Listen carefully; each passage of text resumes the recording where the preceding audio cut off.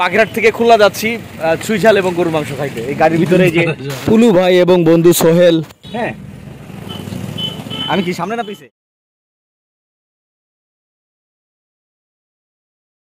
হ্যাঁ,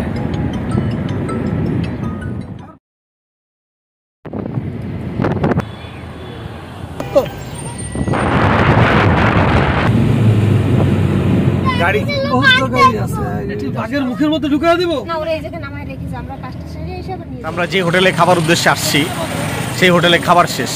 এখন এই যে রাস্তায় ঘুরতেছি, ওই যে বন্ধু মানে আমরা জিজ্ঞেস করতেছি কোথায় ভালো চুই ঝালের রসুনের ভালো একটা রেস্টুরেন্ট আছে, খুঁজতেছি। কারো জানা থাকলে একটু জানা দেন। হঠাৎ করে গাড়িটা একটু ট্রাবল দেওয়াতে আমরা তাৎক্ষণিক একটা গ্যারেজে নিয়ে গাড়িটা ঠিকঠাক করলাম, তারপরে ছুটলাম আবারই আমাদের রেস্টুরেন্ট খোঁজার পালায়। আমরা সেই রেস্টুরেন্টে চলে আইছি আলুর দম খাইতে। কেমনটা লাগে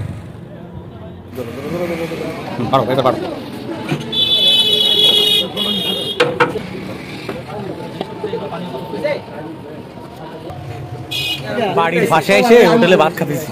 এ যদি মা দেখে ঝাড়ু দিয়ে ফিটেবে এক বাপ, কবে আলু দিয়ে ভাত খাতে গেছিস শহরে, ফলে ফলে খাইয়ে দেয়।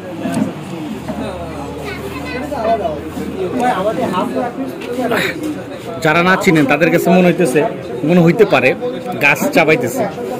অ্যাকচুয়ালি এটা গাছ না, এটা হচ্ছে চুই ঝাল,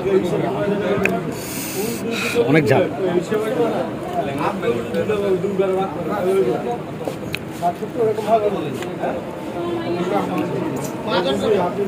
আবার আস্ত রসুন। এগুলি বাগেরহাট, খুলনা, সাতক্ষীরা এই সমস্ত এলাকার জন্য বিখ্যাত। ভালো মন্দ খেয়ে বের হওয়ার পরে বিশেষত্ব হচ্ছে এই লাস্টে চাইল বাজার দিয়ে আপ্যায়ন করছেন।